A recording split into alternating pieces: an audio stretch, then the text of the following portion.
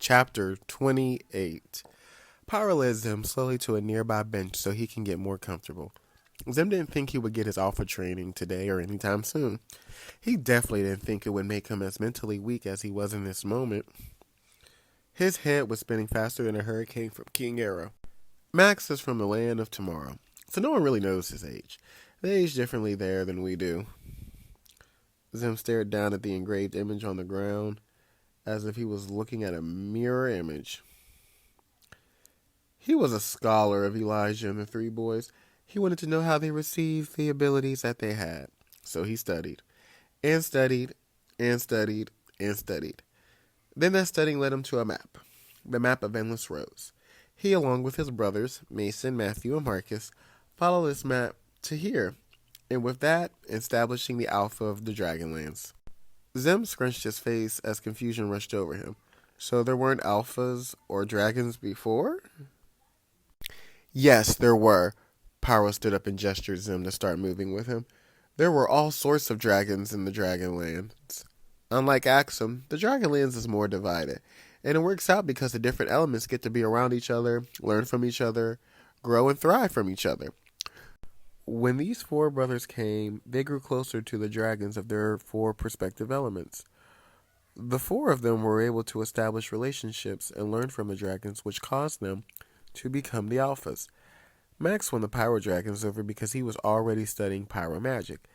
Yes, he taught them about utilizing fire in a supernatural magical sense, and they taught him how to bring the fire to life. Zim was taking in all the information that Pyro was telling him. He didn't realize that the Dragonland's history ran deep, and he didn't realize being an alpha ran deeper. As he was listening to the words, he looked around and realized that his life was empty. He enjoyed being a dragon master, but since remembering that he was an actual dragon, his life has been more fulfilled. Being an zombie showed him the more that he was looking for in his life. From seeing gnomes walking next to him on the streets, Aziza in the sky, or the pyro mate swimming in the magma, it made every word coming from Pyro have more meaning. Zim did not realize that there was a destination in all this walking. Suddenly, they were in front of a sandwich shop, and Pyro happily opened the door to let the smells invite Zim in. Nestled within the heart of Ensambi, the sandwich shop Smokies enchanted visitors with its swirling flames and flickering embers. Its enchanted facade, adorned with dancing rooms that glow with fiery hues, beckon travelers and locals alike into its warm embrace. Inside, the air was infused with the scent of charred oak and exotic spices, while walls adorned with ancient tapestries depict legendary fire creatures and towering infernos. Behind the shimmering obsidian counter, artisans clad into robes of flame craft sandwiches that defied imagination, blending meats roasted over eternal fires, vegetables from enchanted gardens, and sauces infused with the essence of fire itself.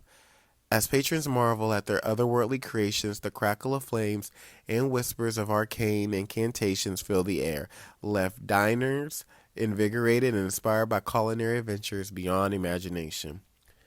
Zim followed the smells, but Pyro halted him quickly, as if he was stuck to the floor. Being alpha has its perks. Zim tried to move, but Pyro chuckled a little, causing the squirming to intensify. You aren't the only one that can control others. Zim finally stopped with the squirming and allowed Pyro to speak. So, I need you to wait here and I'll come and get you, okay? Like any typical teenager, the folding of the hands and the rolling of the eyes gave Pyro the answer that he needed. Great. 2 seconds. Pyro ran off through the maze of patrons and came back as quickly as he left. Okay, let's go. Zim let Pyro lead him to the front instead of the smells, bypassing the assortment of patrons waiting in line for the delectable and delicious sandwiches that were being prepared. Shouldn't we wait in line? Zim confused. Pyro quickly glanced over his shoulders and kept walking. Finally, they got to the front where 2 older people were wearing masks and smiling. Mom and Dad.